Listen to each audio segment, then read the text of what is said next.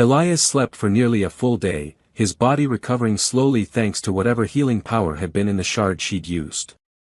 When he woke, the girl was sitting beside him, watching silently. She held a small bowl made of translucent stone, filled with a thick, glowing liquid. She offered it to him with both hands. He hesitated. "What is it?"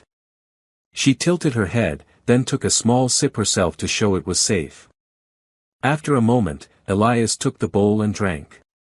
The liquid was sweet, a little earthy, and strangely filling. His stomach, which had been hollow for what felt like days, finally eased. "Thank you," he said again. She pointed at her chest and said, softly, "Nara." Elias blinked. "Nara?" She nodded. He placed a hand on his chest. "Elias." Her lips curved upward. "Elias," she repeated, her voice musical. They spent the next few days in the underground sanctuary. Elias found that, despite the strange surroundings, he began to feel safe. Nara was patient and kind. She communicated with gestures and slowly taught him a few words in her tongue. He returned the favor, teaching her basic English. He learned that her people had once lived in cities deep underground, vast networks powered by light and crystal. But something had happened. She didn't know all the words, but she showed him with pictures scratched in the dust, great metal creatures, skies torn with fire, her people running, then silence. He understood the rest. The Devourer, he whispered the name she had once spoken in a hushed, trembling tone. One evening, while he was exploring the shelves of the sanctuary, he came across a wall covered in ancient carvings. He wiped away some of the dust, revealing a mural. The images were clear, a black, many-legged machine walking across a burning field, bodies left in its wake. He stepped back, chilled. Nara joined him, her glow dimmer. "It's real," he said. "The thing that attacked us in orbit, it's the same. It came for your people too." She didn't respond but reached out and touched the mural, tracing the lines of the machine with her fingers. "I'm sorry," Elias said softly. She turned to him, eyes large and sad. He offered his hand. She looked at it, then took it. As the days passed, Elias recovered more strength. He repaired the filtration systems and reconnected the power conduits to the heating units. Slowly, the sanctuary brightened and warmed. Nara watched him work, sometimes helping by handing tools or pointing out hidden panels he hadn't noticed. "You're smart," he said one day, adjusting a fuse. She tilted her head. "Smart," he repeated, tapping his temple. "You understand quickly." Her cheeks shimmered slightly. "A blush?" "Smart," she echoed, smiling. At night, they sat together under the soft glow of ancient lamps. He told her about Earth, about oceans, cities, and the stars. She listened closely, sometimes sketching what he described into the dust with a stick. "Your world," she said once, pointing upward. He nodded. "Far away. Gone." His throat tightened. "Maybe," he admitted. "I don't know who survived." She didn't say anything, just rested her hand on his shoulder. On the 10th day, the tremors began. First small, just a soft shake beneath their feet. Then stronger. Louder. Elias woke in the middle of the night to dust falling from the ceiling. "Nara," he called. She was already awake, standing near the wall, eyes wide. Outside, a low roar echoed through the tunnels. The sound of metal scraping stone. Elias's heart raced. He grabbed his pack, already prepared. Nara ran to him and took his hand. "We go," she said. He nodded. They ran. The tunnel twisted downward, deeper than they had gone before. The walls began to change, no longer rough stone but smooth, carved metal. Symbols pulsed with blue light. "What is this?" Elias whispered. Nara only shook her head. They reached a massive circular door. Nara placed her hand on the center. The symbols on the wall flared to life. The door opened with a deep, groaning hiss. They stepped inside. Elias gasped. The room was enormous, like a cathedral. Crystals lined the ceiling, casting soft light. In the center was a platform surrounded by machines he didn't understand. Nera walked to a wall and touched it. Holograms flickered to life, images of Kari people, humans, and others standing together. Behind them, stars. This is, Elias couldn't finish the sentence. Nera turned to him. Together, she said, then pointed to the stars. He understood. Your people, they knew mine. She nodded. Elias stared at the glowing stars. Then maybe we can still find help. She walked to a console and tapped a series of symbols. A map appeared. One star blinked brightly. There, Elias asked. She nodded. Then the ground shook again, stronger. We need to move, he said. She grabbed a small tablet from the wall and tucked it into her satchel. Elias led the way back through the tunnel. When they reached the sanctuary again, the walls were cracked. Dust filled the air. Elias moved fast, grabbing supplies and sealing his gear. Nera pulled open another hidden hatch, a transport pod, dusty and old but intact. He blinked. This can fly. She nodded. He climbed inside and began checking systems. Power low. Guidance damaged. Atmosphere seal, barely holding. It'll have to do, he muttered. Nera handed him the glowing shard. He hesitated, then slotted it into the power core. The systems hummed to life.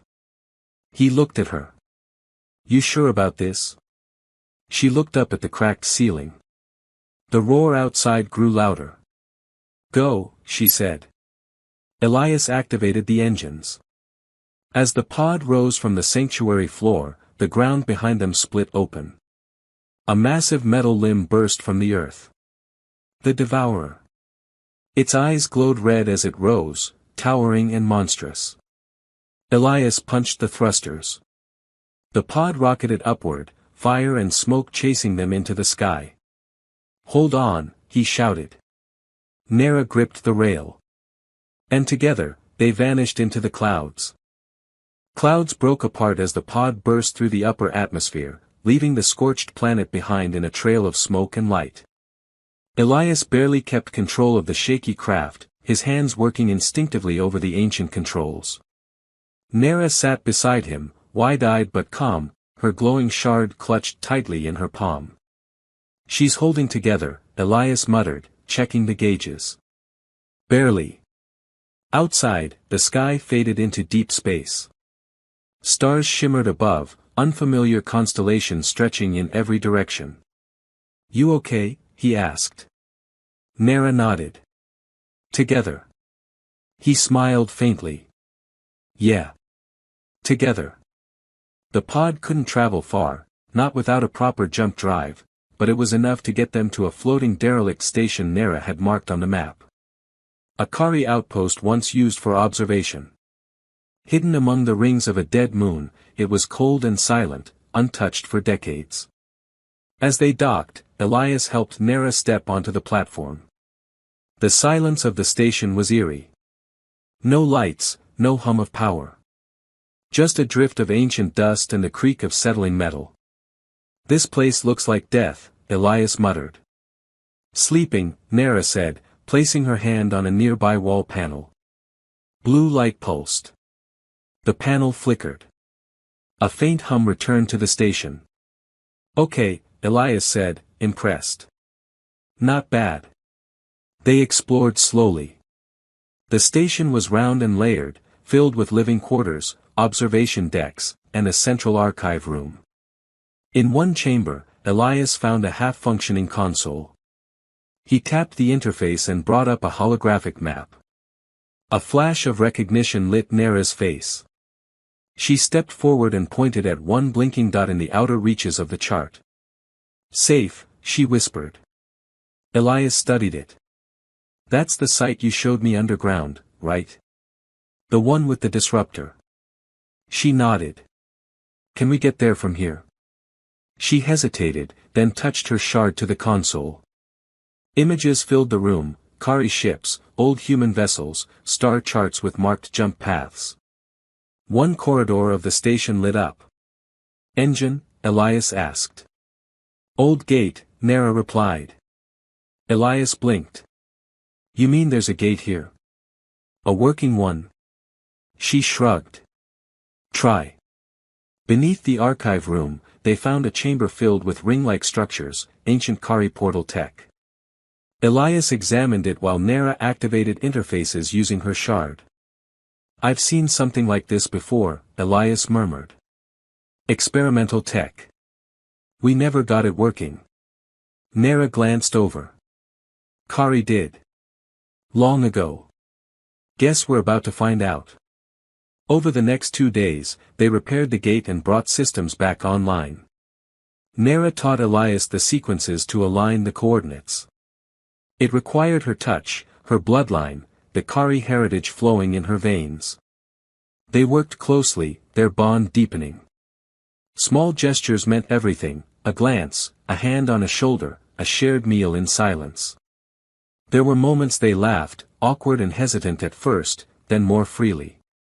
Elias caught himself watching her, how she moved, how she tried to pronounce human words, how she smiled when the old station lights finally turned on again. She caught him watching once and blushed. Neither said anything. On the third day, the gate thrummed with energy. Nara stood on the activation platform. Ready. Elias strapped in their bags and checked the pod one last time. He looked at her. We'll go together. Whatever's waiting there, we'll face it.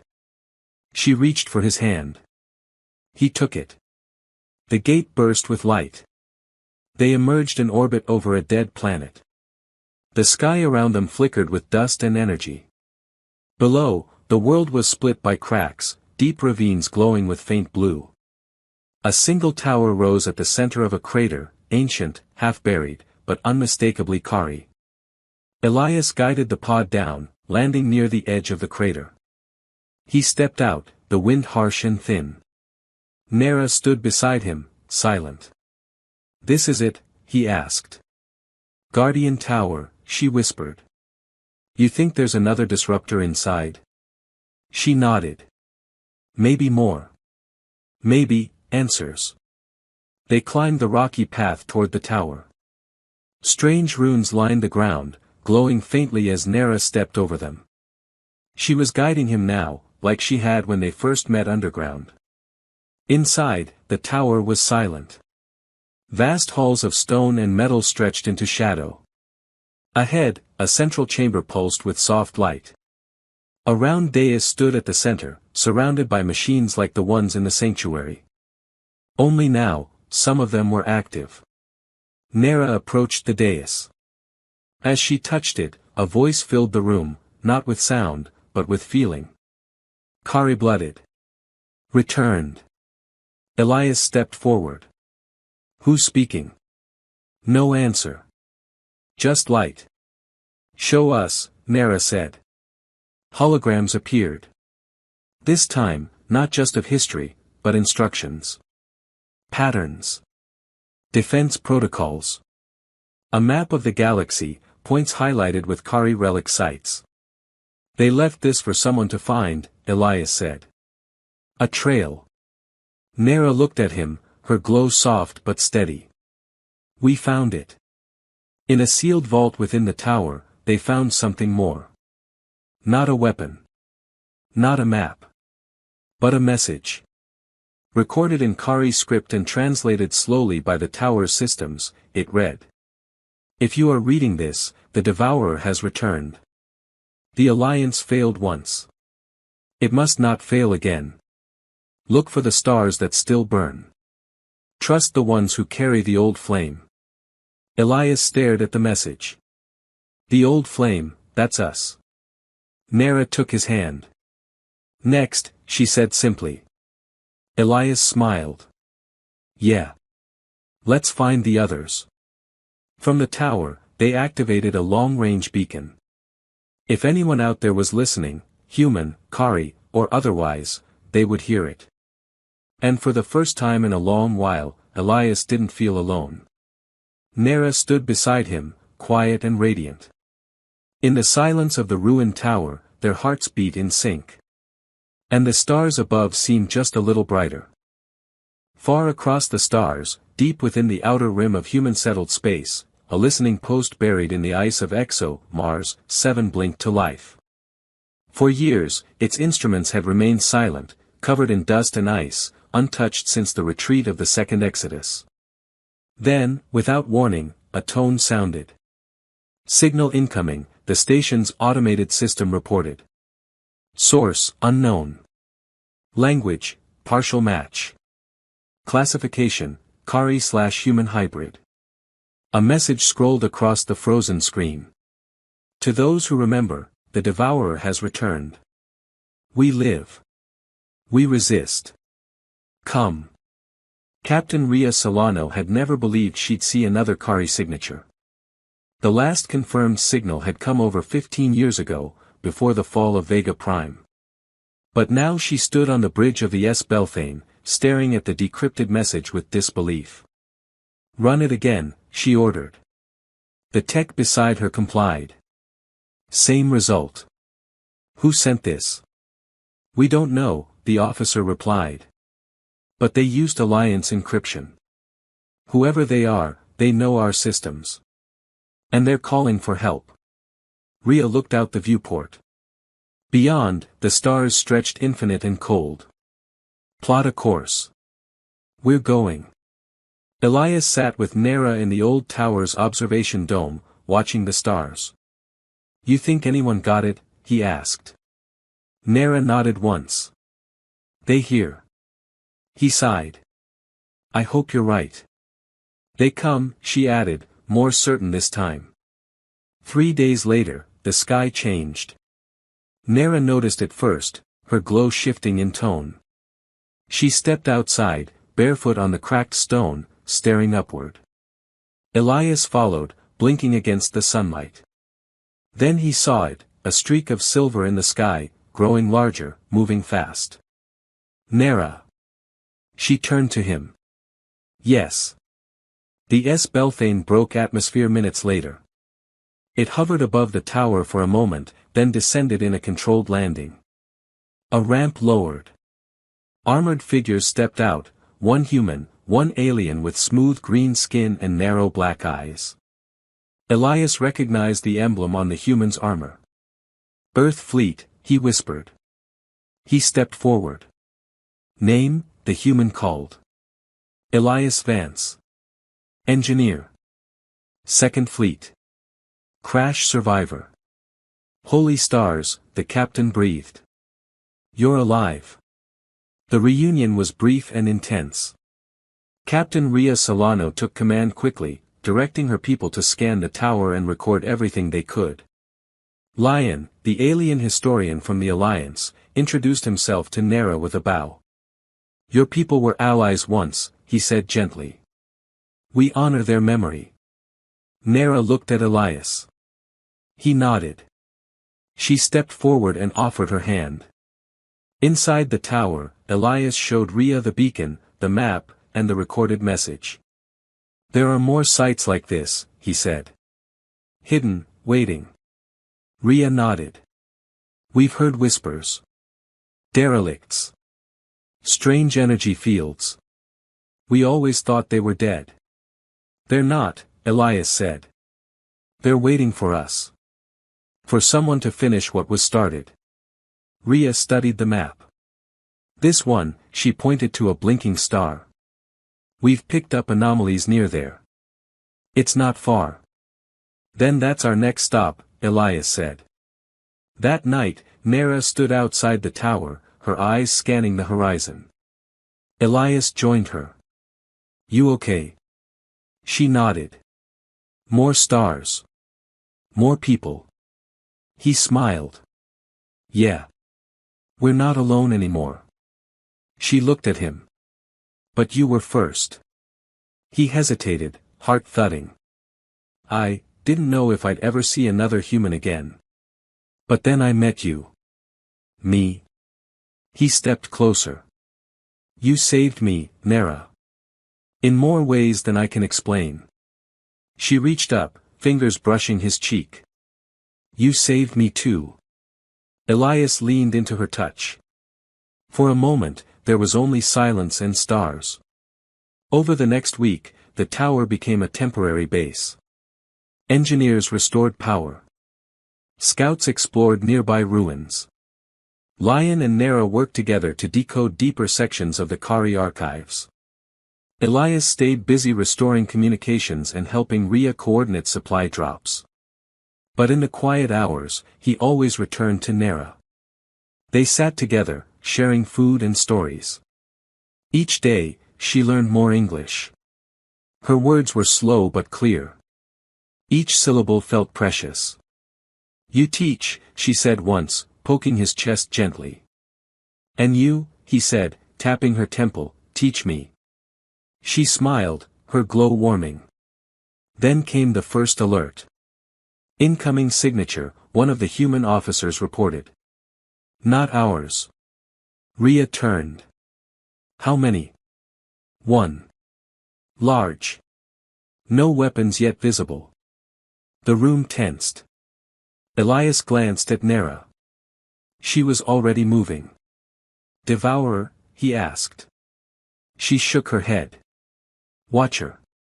The ship arrived silently. Massive, smooth, shaped like a teardrop of obsidian. No visible weapons. No transmissions. Just presence. Lion's face darkened. The Silent Council. You know them? Rhea asked. We've seen their ruins. Never their vessels. Nera's glow dimmed. Not safe, she whispered. Rhea stared at the ship. Do they attack? No, Nera said. They watch. Judge. Elias looked up at the looming craft. Then let's give them something to see. More ships arrived in the following days. Not just watchers. Kari vessels, awakened from deep space. Human survivors, following the signal. Aliens from the fringe, old allies long thought lost. The tower became a beacon again. A new alliance was forming.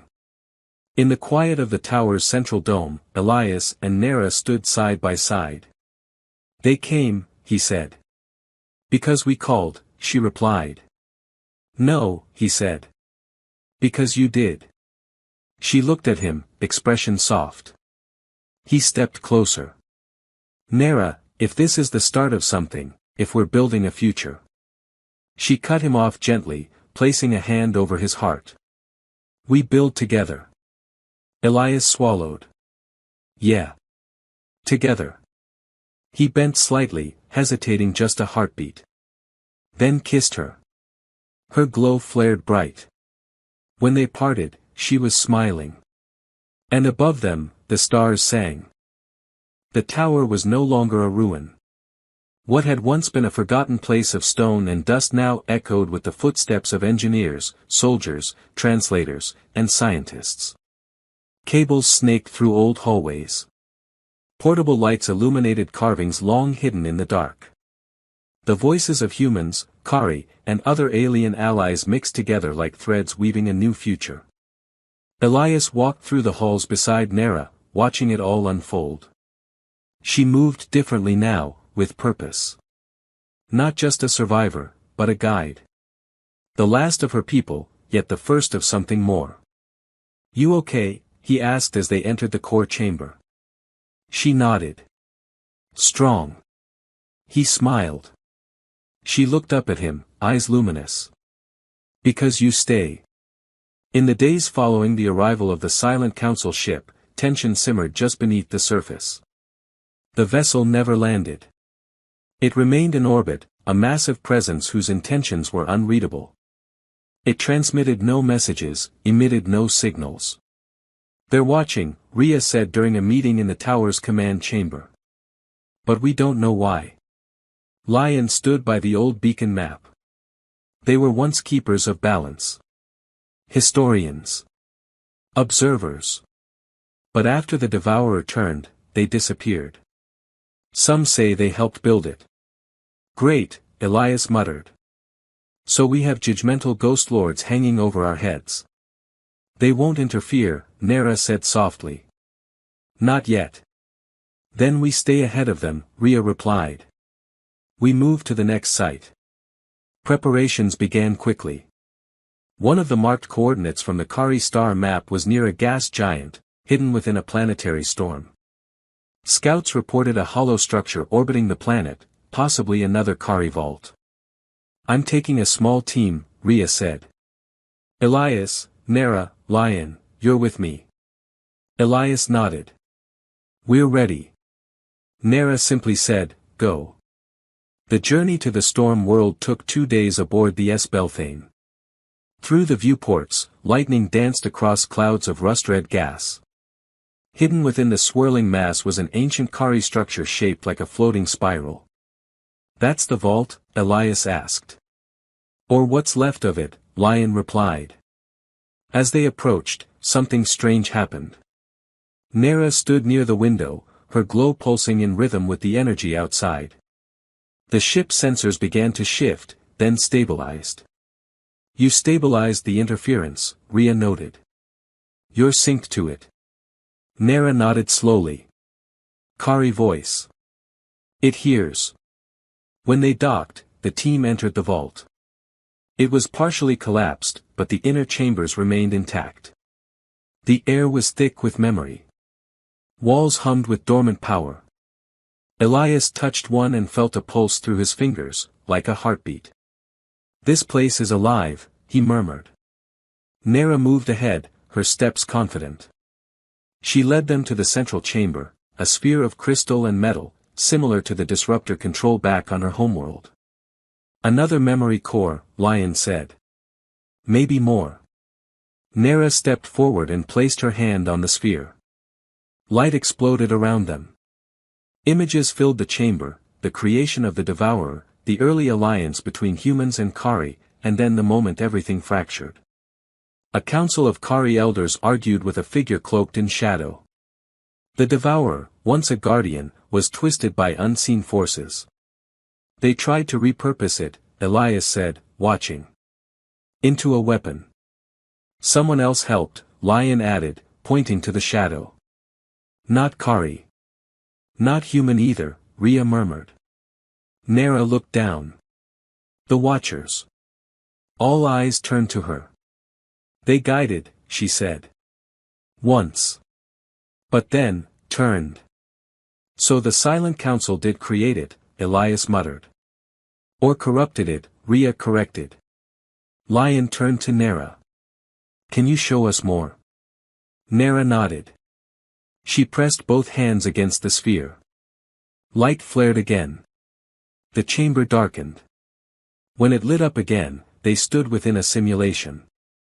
Stars rotated around them. 7 points blinked across the galactic map. What's that? Rhea asked. The Keeper's legacy, Nera said. 7 vaults. Each with part of the answer. We found 2, Elias said. This is bigger than we thought. Lion nodded. Each vault must contain a portion of what's needed to undo the Devourer's control. Rhea pointed at the closest point. We move there next. But before they could depart, the chamber shifted. A final hologram rose, an image of a Kari woman. She wore ceremonial armor and carried a staff of light. Her eyes were piercing, her expression calm. Identity confirmed, a voice said. Nera gasped. Mother. Elias turned. What? Nera stepped closer, tears welling. She was last High Keeper. The hologram spoke. If you are my child, then the time has come. The Devourer cannot be destroyed by force alone. It must be returned to balance. The vaults hold the way. Nera reached for the hologram. Her hand passed through it. Seek the keys, her mother's voice continued. They are encoded in our blood, our history, our unity. Only together can we end the shadow. Then the image faded. The ship returned to the tower with new urgency. Plans were drawn. The alliance expanded. Kari scouts awakened old networks. Human engineers developed translators for Keeper Tech. Alien merchants pledged support. A movement was growing. That night, Elias and Nera stood at the tower's edge. The sky shimmered with lights from orbiting vessels. "You were brave today," he said. She shook her head. "Just true." "Same thing," he said with a soft smile. She leaned against him. "Mother still lives in memory. That is enough." He wrapped an arm around her. "You carry her strength." "We carry," she said, touching his hand. He nodded. Together. Above them, the silent council ship remained still. But deep within its hull, something stirred. Lights flickered across the galactic map in the tower's central chamber. One by one, new voices joined the cause. Encrypted signals from distant human colonies. Cautious probes from hidden Kari outposts. Encoded pulses from alien kin long thought extinct. "We've got 12 confirmations," Rhea reported, pointing to the glowing marks. "They're responding. They're rallying." Elias stood beside Nera and Lion, staring at the growing constellation of hope. "We need all of them," Lion said. "If the Devourer is coming again, we must be ready." Nera touched the sphere at the center of the room. It pulsed warmly beneath her fingers. "They feel it," she whispered. "It stirs." Preparations accelerated. Ships arrived daily, carrying supplies, people, relics, and stories. Human engineers set up fabrication units to replicate Keeper Tech. Kari elders, long in hiding, emerged to teach the lost arts of crystal harmonics. The fringe worlders brought weaponized memory systems, organic AI bonded to living hosts. The tower, once a tomb, became the heart of a movement. Elias, once just a broken pilot, now coordinated the technical teams. Nera became the spiritual leader, walking between rooms, touching symbols, awakening knowledge buried in stone and soul. "She's not just a survivor," Rhea told Lion quietly. "She's becoming the first of the next." Lion nodded. "And Elias, he anchors her. Like the human part of her heart." Then came the scream. Not sound, but pressure. Every sensor lit up. Every crystal dimmed. "Incoming," Rhea said. Massive energy spike. Elias ran to the tower edge. The silent council ship, so still for so long, was glowing. From it, a beam of light lanced into the stars. "What is it doing?" he asked. "Sending a signal," Lion said. "A judgment."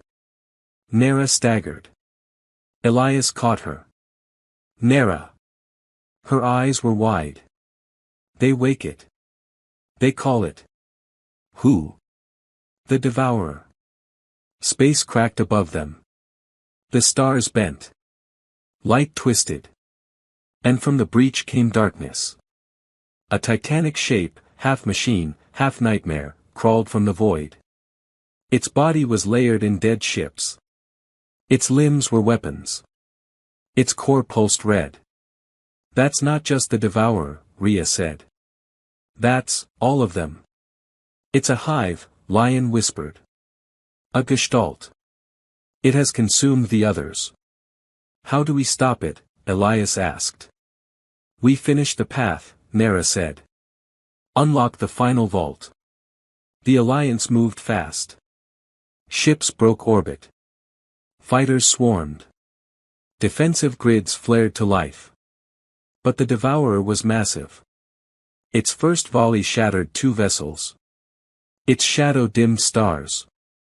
Elias and Nera boarded the S. Belthane with Rhea and Lion. "Take us to the last vault," Rhea ordered. "Now." The final vault lay on a broken moon, shattered long ago and left adrift. They landed amid jagged cliffs and crystalline ruins. Everything hummed. Nera stepped forward, leading them through the ruins. Her glow grew brighter with each step. "You okay?" Elias asked. "It remembers me," she said. At the center was a spire shaped like a double helix. At its peak, a crystal orb pulsed. "That's it," Lion whispered. "The convergence core." Nera placed her hand on it. Light erupted. The vault responded.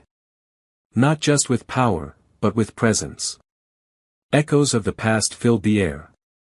Voices, memories, lives. And in the center of it all stood Nera. "She's merging," Rhea said. "With what?" "The legacy," Lion answered. "She's becoming the last key." Elias stepped forward. "Nera. Can you hear me?" Her voice filled the chamber. "Yes. I carry all of them now. Their hopes. Their fears. Their love. Can you stop it?" "I can reach it." "Then do it. We're with you." They returned to the tower. The Devourer hovered above, feeding on the energy grid. Nera climbed the beacon steps, her body glowing with layered light. "Link the cores," she said. Elias worked quickly, connecting vault signals across the galaxy. They formed a net of energy, binding worlds with purpose. Nera raised her hand. A final beam launched into the sky. It struck the Devourer. The machine screamed. Not in pain, but confusion. Nera spoke. Not with words, but with light. Memories. Unity. Understanding. Her voice filled its fractured mind. "You were made to guard. Not destroy. You were twisted. Let me show you the truth." Across the battlefield, the Devourer froze. Then slowly, it folded in on itself. Ships detached. Limbs curled. And its red light faded to silver. Hours later, quiet returned. The machine lay still in orbit, dormant. The Alliance rejoiced. On the tower, Elias found Nera sitting in the grass, exhausted. "You did it," he said. She looked up at him, smiling weakly. "We did." He knelt. "What now?" "We build." He took her hand. "With you. Always." Months passed. The Devourer was dismantled, its parts studied and transformed. The 7 vaults became academies. New ships bore both human and Kari symbols. Elias and Nera helped lead the new age. But in the quiet of evening, they still returned to the tower. To the place where it all began. Where survival became love. And memory became future. Final line. From the ashes of ruin, the stars were reborn, not through conquest, but connection. And at the center of it all stood 2 hearts, bound by fate and the light of something greater than war.